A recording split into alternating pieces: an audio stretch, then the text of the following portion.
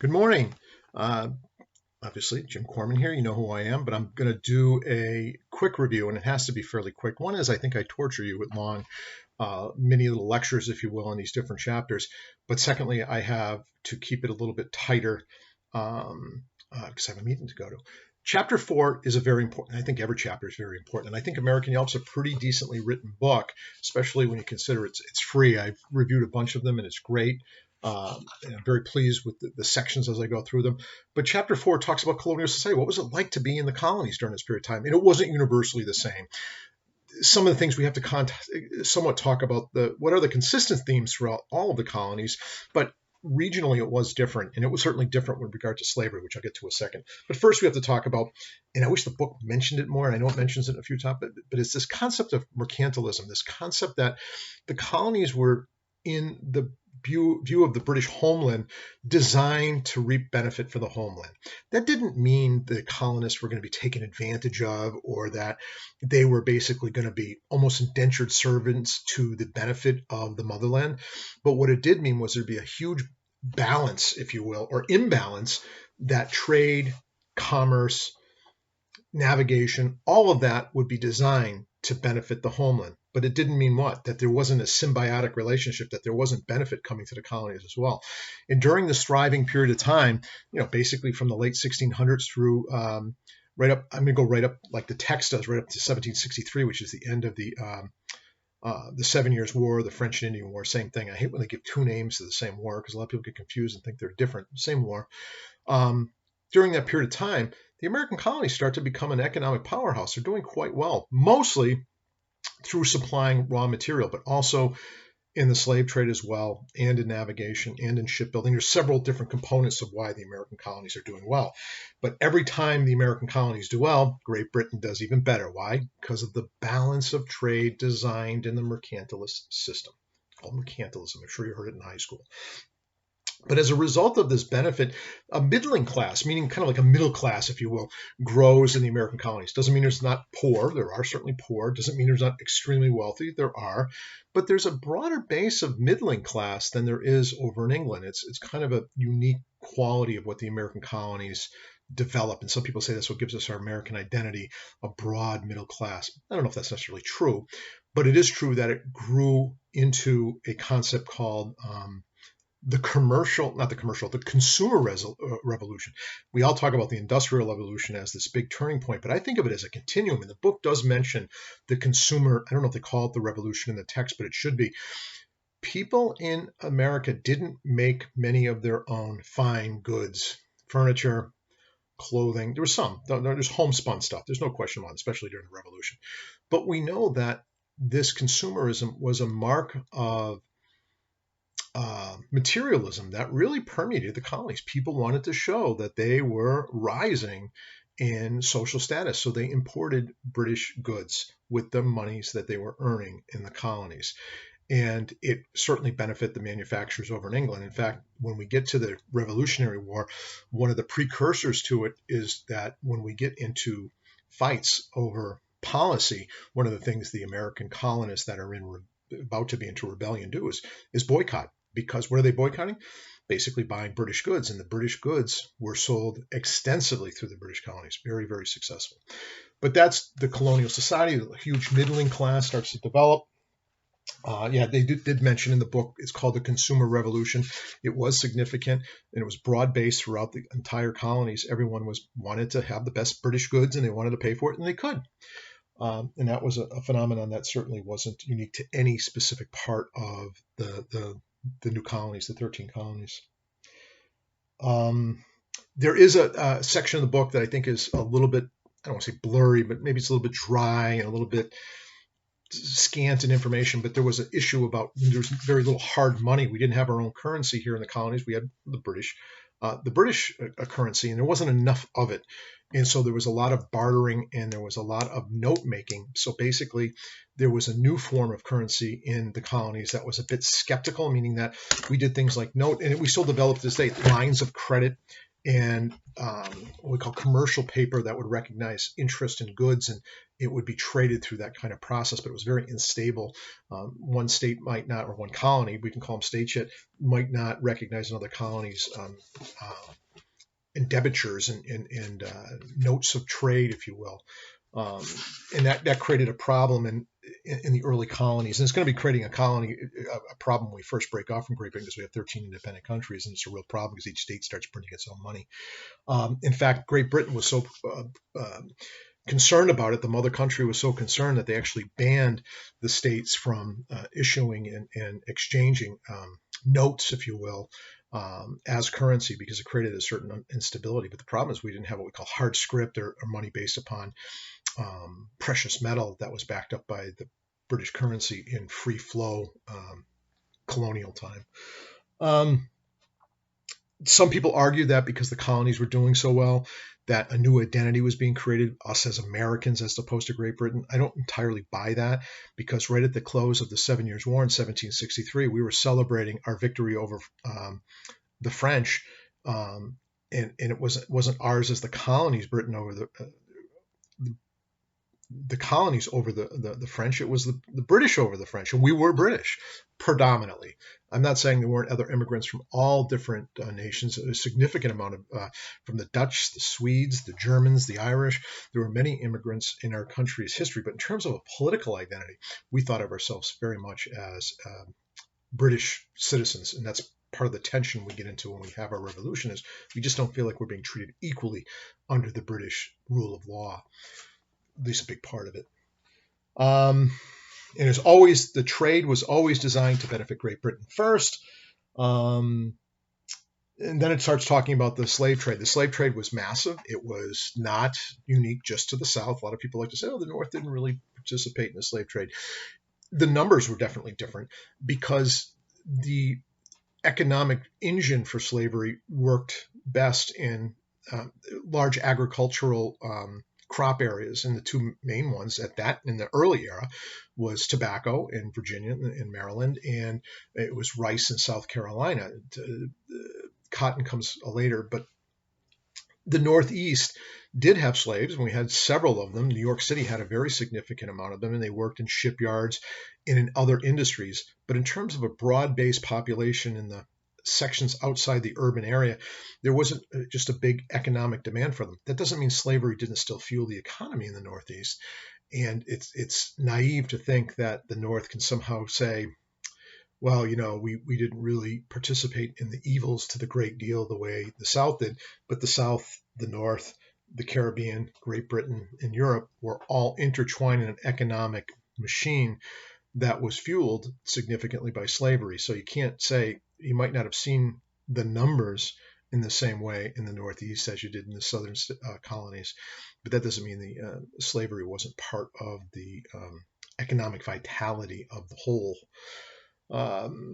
Anti-slavery starts developing during this period of time, developed even earlier, but in terms of big numbers, especially with the Quaker faith, largely in Pennsylvania, but in other areas of the country as well, they believed that all human beings had the same, equitable value as human beings, and they thought violence was wrong. So the argument that war was always had a catalytic response, and that slaves would be garnered as a result of being the victors, and somehow that justified slavery, and slavery is mentioned in the Bible and other faiths, and so there's sort of this historical justification for it. But the Quakers didn't buy it, because they didn't believe in violence, they didn't believe in war, and they didn't believe in those kinds of behaviors, and so it was inconsistent with that. But it was also inconsistent with their assessment, if you will, of human beings as being equal, no matter who they are, the color of their skin, their origin, or things like that. So there started to become a movement for anti-slavery, and we know it gets big in the Northeast as well later on. And I think in part, I know it sounds terrible to say it's all about economics, but because the economic need for direct use of slavery in the Northeast wasn't nearly as significant in the southern regions, it made it a more palpable argument that slavery should be ended in the Northeast than it would be in the southern states. That was a part of an institution. In fact, South Carolina had more slaves than they had white people in the population. That's how big slavery was in South Carolina. Virginia wasn't far different. And these states were pretty interesting, especially like Virginia and South Carolina. They really, really brutalized. It became a different kind of slavery than it had been in the past because they recognized there was concern over revolts, and there were revolts during this period of time. So they had to have almost such a brutality in the system in order to keep total domination of the slave population. One of the things they did was, well, any child born to a slave woman was a slave. There was no getting out of it for that. And some of the states actually banned the emancipation of slaves, where other states would allow it. The southern states either banned it outright, or if they didn't ban it outright, if a slave was freed by their owner, they weren't allowed to stay in a state like South Carolina or Virginia, and later Georgia. Georgia initially banned slavery, which is kind of odd if you look at the history in the long run. But for a while, it was not designed. It was by this guy named Oglethorpe, who actually had a vision of creating a utopian society initially, but I'm way off track on that one. But they really, if you wanted to free a slave, emancipate a slave, they couldn't stay in the area because they didn't want to create a vision of freed Africans alongside enslaved Africans, because that would give them impetus to want to revolt and have freedom, and some of them did. But the draconianness of the laws at that time, whites couldn't be charged for brutalizing their slaves. They couldn't be punished for, assault and batteries. And there were punishments for murdering of a slave, but unless it was there's a lot of justifications for the murder. And I know of no record of anybody ever being successfully prosecuted with a significant punishment for murdering an African-American slave in the colonial era. Really, really a brutal system of oppression, both in terms of action, but also in terms of being recognized in law. Sad part of our history in America, no question about it. And they talk about some of the rebellious activity. And one of my favorite in terms of being very interesting, because the Spanish were down in Florida, and they were very much in tension with the British colonists, and they wanted to create an undermining of basically the British society in any way they could. And one of the things they promised, any slave that broke away and headed down to Florida would be emancipated and would be allowed to live as a free person in the state of Florida. So this group of, it was called the Stono Rebellion, September 1793. A large group of them, 80 slaves, went out and set for Spanish Florida, and they had a huge flag as they ran down there, with the term liberty with an exclamation point underneath it. And they burned a lot of the plantations on their way. They killed 25 white settlers as they marched. But they were ultimately suppressed right at the border, and if they weren't killed in that suppression action, they were either later executed in usually very public forums so other slaves could see it, and those that survived weren't allowed to stay within the community. They were deported to the sugar plantations in the Caribbean. And by the way, that's one of the most important things. I got to put on a test a few spots. Where was the real moneymaker? Was it in the 13 colonies that we think of? No. Actually, the biggest moneymaker for Great Britain were in the sugar colonies of what we call the West Indies or the Caribbean. The sugar industry made Great Britain the greatest amount of monetary success. And what's interesting is when we come to peace with Great Britain, as we break away in the later chapters, you're going to find one of the deals is they get to hold on to their holdings in the Caribbean, because they saw it as, okay, we got these troublemakers here in the 13th colony, but where's our pocketbook really going to be most enhanced?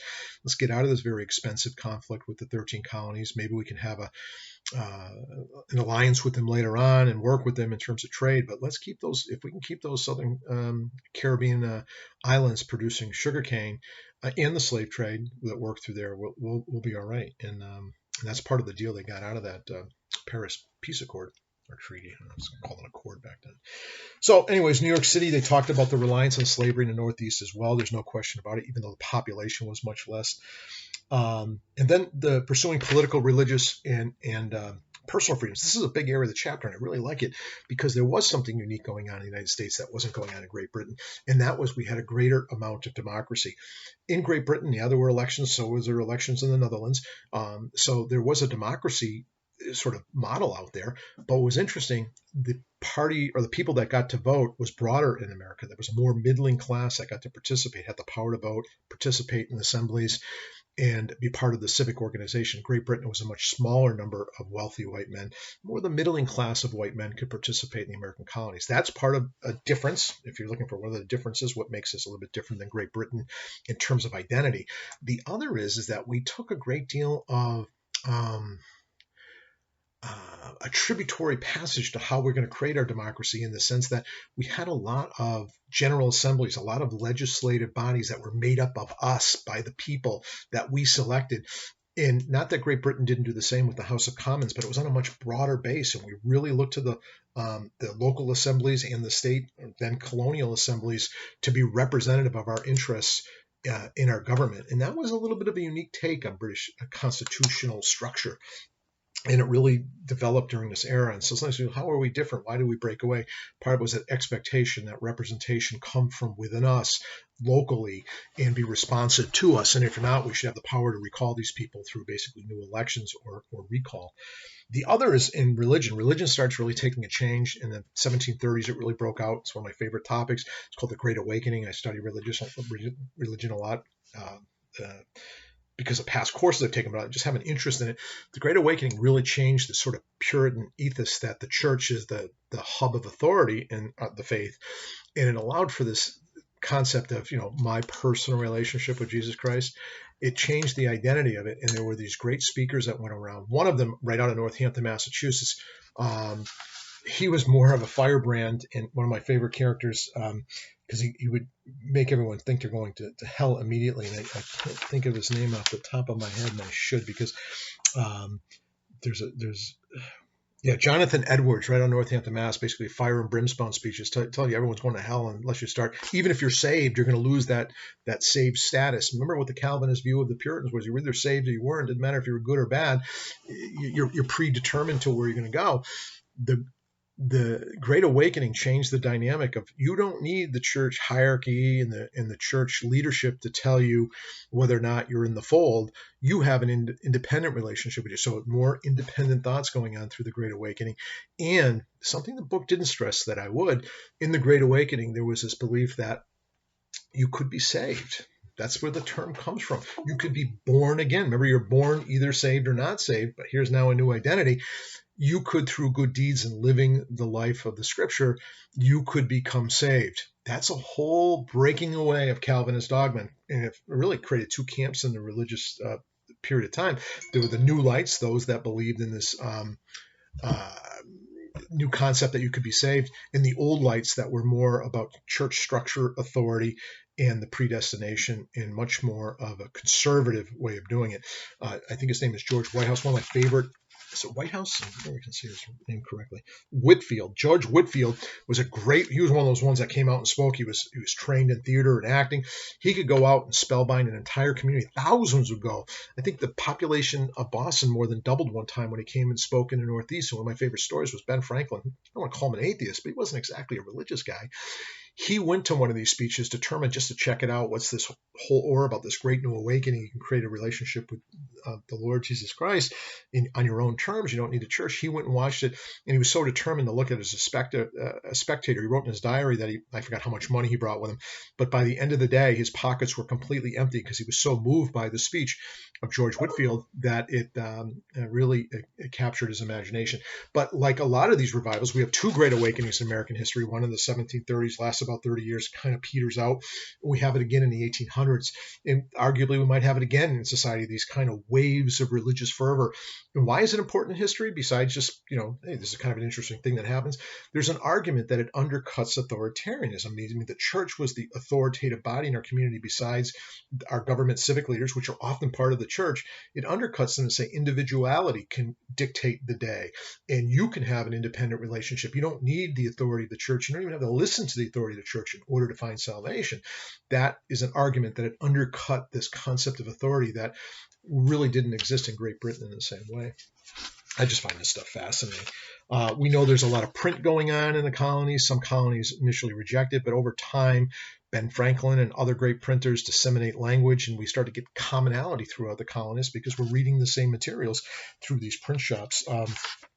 I thought that part of the book was a little bit disorganized, but it's an important concept that people become much more literate than they ever have been in the colonies. And we're reading the same things, including Common Sense, which comes a little bit later. It kind of galvanizes the view of the philosophy of the revolution. And then I'm getting a little trouble, but just real quick, the 7 Years' War, it's Great Britain against France. It's also a world war on the European continent. Russia, Prussia, they're all involved in it, Great Britain.